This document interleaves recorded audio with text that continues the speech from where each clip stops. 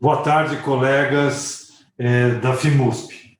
É um prazer estar aqui com vocês nesse dia para comentarmos um pouco a respeito do que fizemos, do que o HC fez nesse momento, do que a nossa faculdade participou, e apresentar, então, esses quadros. Bom, aqui, para aqueles que estão mais afastados, essa é uma foto aérea da nossa região aqui, da nossa gloriosa faculdade que está aqui, os institutos todos que compõem o nosso complexo e aqui a querida Atlética. Então, vamos comentar a respeito dessa pandemia que nos assolou. Essa é a tomografia computadorizada de um paciente que, um dos primeiros pacientes que internamos, que chegou aqui no início de março. Então, estamos diante de um quadro novo, de uma doença que não conhecíamos e que causava uma enorme dificuldade respiratória. Então, tivemos que nos preparar para entender como fazer para assistir essa população. Então, juntamente com os colegas da emergências clínicas, das moléstias infecciosas, da anestesiologia, discutimos durante o mês de março inteiro a criação de um protocolo que uniformizasse esse atendimento. Desde o momento que o indivíduo estivesse em casa, até ele procurar uma assistência numa unidade de saúde. Num primeiro momento, ele era orientado, se ele estivesse bem, a retornar para casa. Depois, posteriormente, um paciente com algum grau de gravidade, com certo grau de oxigenação baixa, ele era orientado para ir para o hospital. E a sua internação era regulada pelo sistema CROSS, onde ele era registrado, e se ele não fosse tão grave, ele iria para um leito de enfermaria, ou se ele fosse mais grave do ponto de vista respiratório e hemodinâmico, ele iria para um leito de UTI. E da UTI ele podia, tendo alta, voltar para essa enfermaria, ou da enfermaria, se ele piorasse, ele podia ir para a UTI.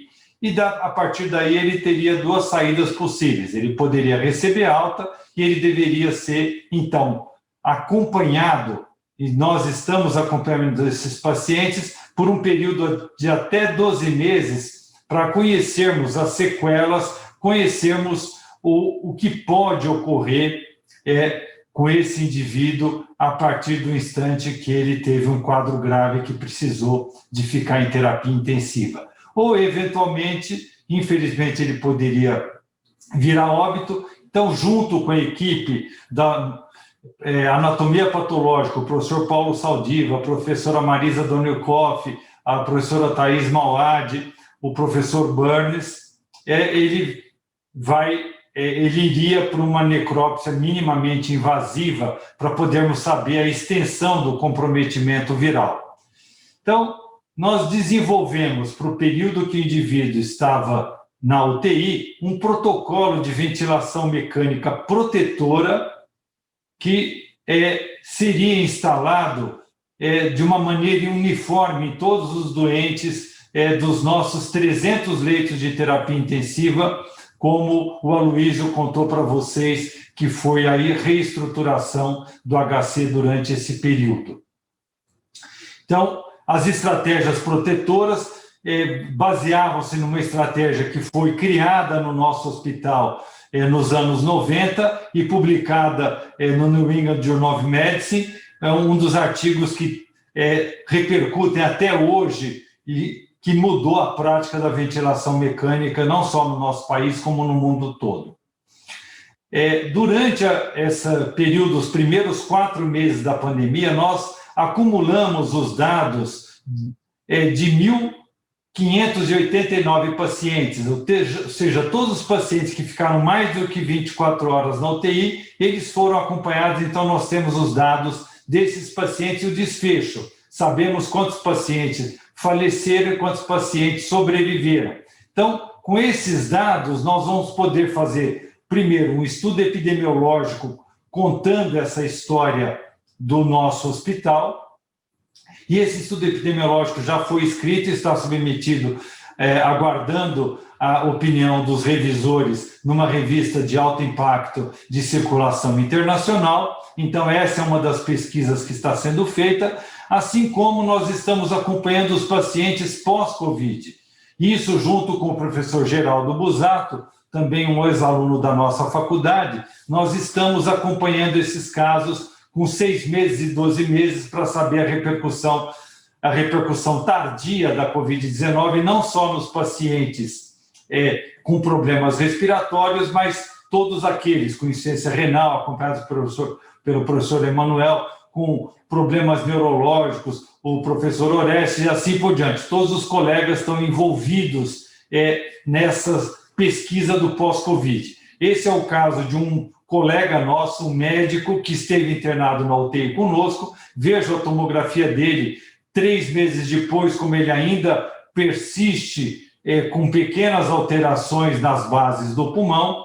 Ele, no início, teve uma queda de oxigenação muito importante, tendo ficado entubado durante 4 dias, e como a doença era uma doença heterogênea, diferente do que era esperado, a manutenção da complacência, de uma complacência pulmonar relativamente boa. Mas vejo que 3 meses depois, ele ainda mantém uma capacidade vital um pouquinho baixa, a oxigenação dele em repouso é boa, mas tem uma queda da oxigenação de esforço, indicando que, eventualmente, sequelas no pulmão podem vir a acontecer, e vamos acompanhar isso para contar a história natural desse processo. Aqueles pacientes que, infelizmente, falecem, eles vão para o nosso serviço de verificação de óbitos, para a região onde uma necrópsia minimamente invasiva vai ser feita.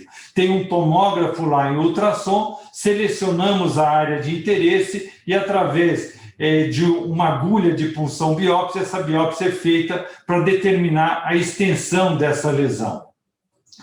Outra atividade que desenvolvemos nesse período foi a criação, junto à Secretaria de Estado da Saúde, de uma rede de UTIs para casos respiratórios graves. Então, essa rede de UTIs, ela iniciou na região onde a pandemia estava acometendo mais, inicialmente na região de Grande São Paulo, a partir da utilização da telemedicina com uma central aqui no INCOR, e depois fomos para a Baixada Santista e para o interior de São Paulo. Atualmente, nós assistimos praticamente 600 pacientes são monitorados através aqui da telemedicina, a um custo relativamente baixo para a Secretaria da Saúde. Mais de 5.400 atendimentos já foram feitos em mais de 750 pacientes, conseguindo reduzir o tempo de internação, assim como, ao longo do tempo, reduzir a mortalidade dessa população. Para isso, fazemos uma capacitação através de um curso que temos tanto no portal da Escola de Educação Permanente aqui do nosso hospital, como no portal da Secretaria da Saúde. Esse curso, ensinando desde lavar as mãos até o desmame do doente em ventilação mecânica, é um curso que é ministrado não só para médicos, mas como para fisioterapeutas e enfermeiras, e esse curso tem tido uma enorme aceitação por parte dos participantes que têm recomendado a realização desse curso. Publicamos um resumo desse projeto de telemedicina como editorial na revista Clinics, e esse foi um trabalho bastante interessante que pudemos realizar, e eu tenho certeza que o uso da telemedicina vai ficar um legado dessa pandemia. Vamos poder atender não só pacientes de UTI, não só com Covid, mas com outros tipos de pacientes, como vão poder montar, através dessa rede de atendimento, poder oferecer para os nossos pacientes SUS a expertise do HC para hospitais de ponta, hospitais na ponta, hospitais mais distantes. Foi um prazer estar com vocês, espero vê-los pessoalmente num prazo curto. Muito obrigado.